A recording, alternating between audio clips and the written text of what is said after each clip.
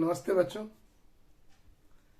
मैं आपके बीच उपस्थित हूँ आज इस वीडियो में कक्षा 6 विषय हिंदी का 13वां पाठ लेकर। तो बताइए जल्दी जल्दी आपके घर में कौन कौन से लोग रहते हैं? पिताजी, माताजी, चाचा जी, चाची जी और दादाजी, दादी जी। तो कैसा लगता है दादा दादी के साथ? बहुत अच्छा लगता है ना। तो इस वीडियो में मैं उसी पाठ पर चर्चा करने वाला हूं जिसका नाम है दादा दादी के साथ। तो आइए सबसे पहले थोड़ा हम लोग इस पाठ का आदर्श वाचन करते हैं। तो आइए जल्दी जल्दी हम लोग आदर्श वाचन करते हैं। आज पिंकी और उसका छोटा भाई बिक्की बड़े प्रसन्न थे। 7 समुंदर पार इंग्लैंड से उनके हम उम्र भाई बहन राहुल और पद्मिनी जो आ रहे थे। यद्यपि वे उनके अपने चाचा श्री विपिन प्रताप सिंह के बच्चे थे, फिर भी बिक्की व पिंकी की उनसे अब तक कभी मुलाकात नहीं हुई थी। पूरा परिवार अतिथियों का स्वागत की तैयारी में लगा था। दादा दादी, पापा मम्मी और पिंकी व बिक्की ही नहीं, घर के नौकर, दाई, माली, चौकीदार इत्यादि सभी कई दिनों से घर की साफ सफाई में लगे थे। इस प्रकार आप इस पूरी पाठ को पढ़ लीजिएगा, ठीक है। अब हम लोग इसके कुछ कठिन शब्द हैं उस पर बात करेंगे और फिर हम लोग इसके भावार्थ पर बात करेंगे। तो आइए कठिन शब्दों को हम लोग देख लेते हैं।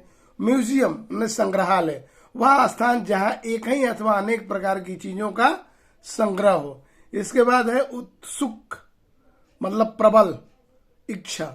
उत्सुकता मतलब प्रबल इच्छा। दुर्लभ, जिसे पाना सहज न हो, जो जल्दी न मिले। अन्वेषण मतलब खोज। समीप्य मतलब नजदीक में, पास में। भग्नावशेष मतलब खंडहर, टूटे हुए अवशेष। अतीत मतलब बीता हुआ। तो इस प्रकार हम लोगों ने इसके शब्दार्थों को देखा। आइए अब हम लोग देखते हैं इस पाठ में क्या है। तो यह कहानी एक छोटे से कस्बे की है जिसका नाम हमीरपुर है और एक परिवार है जिसमें दादा दादी, मम्मी पापा और 2 बच्चे पिंकी व बिक्की रहते हैं और उनके एक अपने रिश्तेदार, उनके चाचा के लड़के 2 बच्चे जिनका नाम राहुल और पद्मिनी है, वो लंदन से यहाँ आ रहे हैं और उनके आने की सूचना पूर्व से प्राप्त है और उनके स्वागत की तैयारी हो रही है। राहुल और पद्मिनी आए तो चूंकि वो लोग 7 समंदर पार से आए हुए थे, विदेश से आए हुए थे, तो घरों में रिश्तेदारों का आना जाना लगा रहा। उनसे मिलने के लिए कई तरह के लोग आते रहे, तरह तरह की बातें लोग किया करते रहे। अच्छा, यही है तुम्हारी बेटी, कितने बड़े हो गए हैं ना ये दोनों, इस प्रकार की बातें होती रही। वो लोग भी आकर्षण का केंद्र बनकर उनको भी बहुत अच्छा लग रहा था। वो लोग भी घुल मिल गए थे। अब यही सब हो रहा था कि शाम हो गया, बिजली चली गई। इस पर जो है पिंकी बोली, ओह नो, वेरी सॉरी। तुम लोग भी सोचोगे कि ये कैसी कंट्री है। राहुल, खासकर पद्मिनी को इन दोनों की ये बात अच्छी नहीं लगती थी कि वो अपनी इतनी समृद्ध भाषा हिंदी होते हुए भी वो अंग्रेजी बोलते थे। अब शाम होते होते जब लाइट गई तो लोगों ने लालटेन जलाया। रंभुआ एक नौकर है, वह लालटेन जलाने के लिए लाया और लालटेन जलाया। लालटेन की रोशनी में उन्हें एक अद्भुत, एक अलग तरह का अनुभव हो रहा था। इस पर वह अपनी दादी के पास जाती है, कौन? पद्मिनी, और रस्सी से बुनी चारपाई पर बैठ गई। उसको ये वातावरण बहुत अच्छा और अद्भुत लग रहा था। अब बाहर काली रात के साये में मेढक टर्रा रहे थे, नभ से में तारे छिटके हुए थे। वह अपनी दादी के पास गई और दादी उसको अपने पास बिठाकर रस्सी से बुनी चारपाई पर बैठाकर उसके बालों को उंगली से अपने सहलाने लगी और यह प्रेम भरा, मधुर प्रेम भरा समीप उसे बहुत अच्छा लगने लगा। दादी ने उसे अपने में सटाकर बिठा लिया और वह कहानियां सुनाने लगी। पद्मिनी को ये सानिध्य अच्छा लग रहा था, जबकि पिंकी वहां आई और बोली कि क्या तुम कौन सी कहानी लेकर बैठ गई, तुम्हारे पुराणों की कहानी साइंटिफिक नहीं है। इस पर दादाजी भी आ गए और वे बताने लगे कि यही कहानियां जो है, रामायण और पुराणों की कहानियां जो है, उन्हीं से लोगों में संस्कार भरा जाता है। खैर, कहानियां सुनते सुनते कब भोजन का समय हो गया उन्हें पता भी नहीं चला और वे शाम का खाना बाहर आंगन में ही सबके साथ उन्होंने खाया। बना था लिट्टी और चोखा। हालांकि पिंकी और विक्की को ये पसंद नहीं था, उन्होंने अपने लिए अंडा और ब्रेड मंगवाया था, लेकिन पद्मिनी और राहुल और उनके पिताजी ने अच्छे से ये खाना खाया। और इसके बाद कल की चर्चा होने लगी और कल का प्लान बना कि हमें रियल विलेज देखना है। तो पिंकी और विक्की ने कहा कि ठीक है, हमारे गांव के पास, खंडहर के पास एक रियल विलेज है, वहां ले चलेंगे आपको असली में गाँव।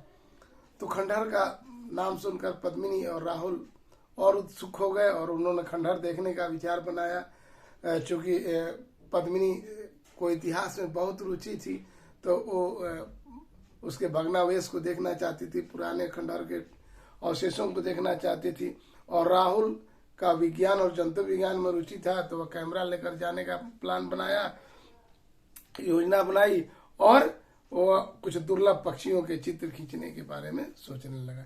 इस प्रकार से इस कहानी का अंत होता है। तो आइए थोड़ा हम लोग इनके प्रश्नों को देखते हैं। पाठ से के प्रश्न जो है वह है, सभी लोग घर की सफाई क्यों कर रहे थे? तो चूंकि उनके यहाँ मेहमान आने वाले थे और मेहमान विदेश से आ रहे थे, इसलिए सारे लोगों को लग रहा था कि घर में कहीं गंदगी न रह जाए जो उनको अच्छा न लगे, इसलिए घर की सफाई हो रही थी। प्रश्न 2, पद्मिनी और राहुल को पिंकी और विक्की की कौन सी बात खटकती थी? पद्मिनी और राहुल को पिंकी और विक्की की अपनी समृद्ध भाषा रहते हुए भी बार बार अंग्रेजी बोलना उन्हें खटक रही थी। तीसरा, पद्मिनी के उत्सुकता का क्या कारण था? पद्मिनी के उत्सुकता का कारण यहाँ का वातावरण, यहाँ का परिवेश और खासकर दादी का सानिध्य और दादी के वो सूत के खाट पर बैठकर कहानियां सुनाना पद्मिनी के उत्सुकता का कारण था। राहुल और पद्मिनी को अपना गांव क्यों अच्छा लगा? राहुल और पद्मिनी के वहां बहुत जो हाँ वो रहते थे लंदन में, उनके गिने चुने रिश्तेदार थे। एक मामा थे जो मामी के साथ अलग रखते थे, एक नाना थे जो नानी के मरने के बाद दूसरा शादी कर लिए थे और वो अलग रहते थे। कभी कभार उन्हें ये क्रिसमस के अवसर पर एक आध गिफ्ट मिल जाते थे। और यहाँ जब वो लोग आए तो यहाँ रिश्तेदारों का तांता लग गया, मिलने वालों का तांता लग गया, सारे लोग उनकी तारीफ कर रहे थे। गांव का परिवेश, गांव का विधि व्यवस्था, गांव के वातावरण इस पर उन्हें बहुत अच्छा लग रहा था। अगला प्रश्न देखते हैं। और किसने कहा, किससे कहा और क्यों कहा, इस पर बात करते हैं। 5 के कहा, अच्छा किया जो इन्हें हिंदी सिखाई। जब पद्मिनी और राहुल यहाँ पहुंचे तो उनसे मिलने वाले रिश्तेदारों की तांता लगी हुई थी। बहुत सारे रिश्तेदार उनसे मिलने के लिए आ रहे थे, उनसे बात कर रहे थे, बच्चे हिंदी में बात कर रहे थे। तो उसी में से किसी रिश्तेदार ने कहा कि नहीं, आपने पद्मिनी और राहुल के पिताजी से कहा कि आपने इन्हें हिंदी सिखाकर बहुत अच्छा किया, ताकि हमारी बातों को समझ रहे हैं और हम इनकी बातों को समझ रहे हैं। 5 का ख, ओह नो, ओहो, I am so sorry. Padmini और राहुल को ये बातें पिंकी कहती है। जब शाम को लाइट चली जाती है तो पिंकी कहती है कि ओहो आई एम सो सॉरी। कहती है कि ओहो आई एम सो सॉरी। तुम लोग भी सोचोगे कि कैसी कंट्री है भारत या इंडिया। तो ये बात पिंकी ने कही। क्यों कही? क्योंकि लाइट चली गई थी और वो सोच रही थी कि लंदन में तो हमेशा लाइट रहता है, तो इन लोगों को अच्छा नहीं लगेगा। अगला देखते हैं। 5 का, अपनी भाषा होते हुए भी न जाने क्यों ये सदा अंग्रेजी ही बोलते हैं। ये बात पद्मिनी बोलती है और कहती है कि बताइए, इतनी समृद्ध हिंदी इनकी भाषा है और ये जो है हमेशा अंग्रेजी बोलते हैं।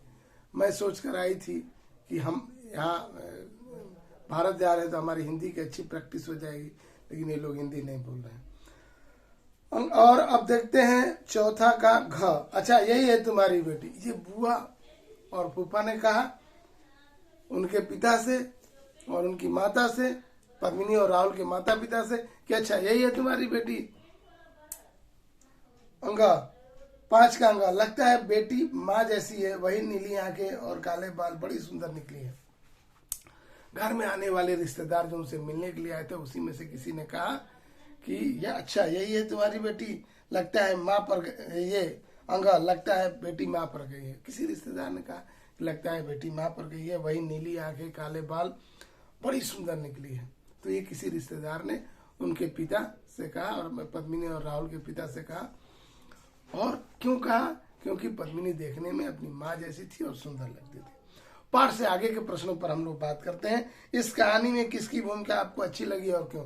इस कहानी में दादा दादी की भूमिका सबसे अच्छी लगी, खासकर दादी की। वह अपने जमाने की पुराणों की, रामायणों की कहानियां सुनाई और बच्चों में संस्कार डालने का प्रयास किया। उनका सानिध्य पद्मिनी और राहुल को भी अच्छा लग रहा था। पाठ से आगे का दूसरा प्रश्न, क्या आपको लगता है कि यह कहानी अधूरी है? यदि हाँ तो क्यों? बिल्कुल यह कहानी अधूरी है। खंडहर देखने का प्लान बनता है, लेकिन खंडहर की चर्चा कहानी में नहीं है, तो मुझे लगता है कहानी अधूरी है। आगे कहानी बड़ी होती, बच्चे खंडहर में गए होते और क्या क्या देखते, राहुल कौन कौन से पक्षियों का चित्र खींचता, ये सब बातें होती तो और अच्छा लगता। लेकिन कहानी को इसलिए भी छोड़ दिया गया है कि बच्चे आगे स्वयं सोचे कि खंडहर कैसे बच्चों ने देखा होगा, उन्हें कैसा लगा होगा, राहुल किन किन पक्षियों का चित्र खींचा होगा। तो ये सब बातें जो हैं उन्हें इस कहानी को पूर्णता प्रदान करते हैं। आगे देखते हैं तीसरा प्रश्न। सोचिए इस कहानी के अंत में अगले दिन क्या हुआ होगा। तो अगले दिन बच्चे खंडहर देखने गए होंगे और वहां पद्मिनी भग्नावशेषों को, टूटे फूटे अवशेषों को अच्छे तरीके से देखी होगी, उसे बहुत आनंद आया होगा। जबकि राहुल अपना कैमरा लेकर गया होगा और अद्भुत दुर्लभ पक्षियों के चित्र खींचे होंगे, चमगादड़ के, कौओं के और उल्लू के चित्र वो खींचा होगा। अगला प्रश्न देखते हैं चौथा। अगर आपके यहाँ कोई संबंधी आ जाए तो आप क्या क्या करेंगे? अगर हमारे यहाँ संबंधी आते हैं तो हम उनको रहने की व्यवस्था करते हैं, घर की साफ सफाई करते हैं और उन्हें अच्छे अच्छे पकवान खाने के लिए देते हैं और बहुत अच्छा लगता है। क्योंकि उस दौरान पढ़ना कम पड़ता है ना, तो इसलिए अच्छा लगता है और हम अतिथियों की सेवा में लगे रहते हैं। आइए अब व्याकरण के कुछ प्रश्नों पर चर्चा करते हैं और हम देखते हैं व्याकरण का पहला प्रश्न। और पहला प्रश्न क्या है? निम्न शब्दों का शुद्ध रूप लिखिए।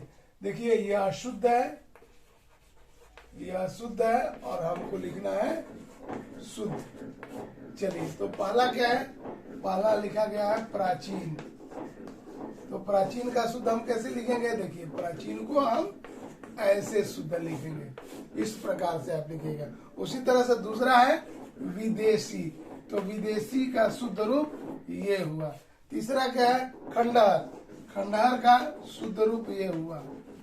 ये आप शुद्ध रूप लिखिए, शुद्ध तो किताब में दिया हुआ है।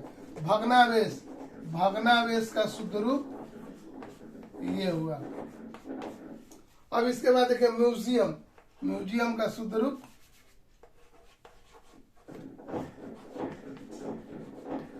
म्यूजियम का शुद्ध रूप ये हुआ। तो इस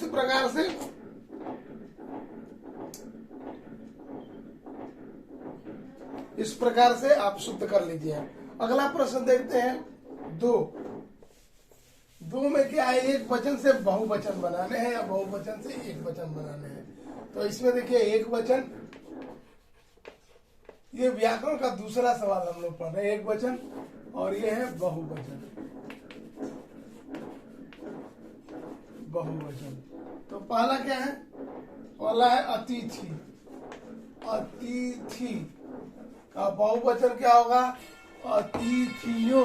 अतिथियों। अतिथि का बहुवचन क्या होगा? अतिथियों। दूसरा क्या है? बहुवचन दिया हुआ है, उसका एक वचन लिखना है। तो एक वचन क्या होगा? आंख। इसका बहुवचन क्या दिया हुआ है? आंखें। ये आंखें दिया हुआ है, तो आंखें का क्या होगा? आंख होगा। गाड़ी। गाड़ी का बहुवचन क्या होगा? गाड़ी का होगा गाड़ियां। गाड़ी का क्या होगा? गाड़ियां। इसके बाद मेढक दिया हुआ है। मेढक। मेढक का बहुवचन क्या होगा? मेढकों। आगे देखिए और क्या है, कहानियां, ये बहुवचन दिया हुआ है, कहानियां, तो इसका एक वचन क्या होगा, इसका एक वचन होगा कहानी। इस प्रकार से संबंधियों का एक वचन क्या होगा, ये बहुवचन में दिया हुआ है, संबंधियों का एक वचन संबंधी होगा। खंडहर का बहुवचन क्या होगा, खंडहरों, और दीवारों का एक वचन क्या होगा, दीवार। तो इस प्रकार से आप दूसरा प्रश्न कर लीजिएगा। तीसरा प्रश्न, इन वाक्यों में सर्वनाम शब्द को रेखांकित कीजिए। सर्वनाम देखिए इसमें क्या है, तुम्हारी सर्वनाम है। तीसरा का क में तुम्हारी सर्वनाम है। तीसरा का ख वह सर्वनाम है, उसकी सर्वनाम है। तीसरा का ग जो ढूंढे उसे मिले, तो इसमें जो सर्वनाम है। तीसरा का घ मैं अवश्य देखना चाहूंगी उन खंडहरों को, इसमें मैं सर्वनाम है। तो इस प्रकार से आप सर्वनामों को भर लीजिएगा। चौथा प्रश्न, खाली स्थान को जानवरों की बोली से भरिए। तो अब जानवरों की बोली, अब देखिए जानवरों की बोलियां क्या क्या है। मेढक, मेढक की बोली क्या है, मेढक की बोली है टर्राना, मेढक टर्राते हैं। इसके बाद घोड़ा, घोड़ा की बोली क्या है, हिनहिनाना, हिनहिनाना। इसी प्रकार देखिए हाथी की बोली क्या है, तो हाथी चिघाड़ना, कुत्ता भौंकना, शेर शेर दहाड़ना, गधा रेकना, बकरी मिमियाना। तो ये रहा, आप फिर से देख ले, मेढक टर्राना, घोड़ा हिनहिनाना, हाथी चिघाड़ना, कुत्ता भौंकना, शेर शेर दहाड़ना, गधा रेकना और बकरी मिमियाना। कुछ करने को, आपके घर पर किसी खास अवसर पर कौन कौन से संबंधी रिश्तेदार आते हैं उसकी सूची बनाइए। कौन कौन से लोग आते हैं, नाना नानी, मामा मामी, चाचा चाची, फूआ फूफा, और बताइए, और भी देखिएगा आपके घर में जो जो लोग आते हैं उनकी एक सूची बना लीजिएगा। दूसरा, कुछ करने को मैं दूसरा प्रश्न, क्या आपको भी दादा दादी कोई कहानी सुनाते हैं? बिल्कुल कहानी सुनाते हैं। कहानी सुनाते समय आप क्या महसूस करते हैं? कहानी सुनाते समय मैं अच्छा महसूस करता हूँ। अपनी कक्षा में सुनाइए। तो आप ये बातें अपनी कक्षा में सुनाइएगा। हो सके यदि आपको कहानी याद है तो उस कहानी को भी सुनाइएगा। तो आज के पाठ में बस इतना ही। मिलते हैं फिर अगले वीडियो में। ये पाठ कैसी लगी आप अवश्य मुझे बताइएगा।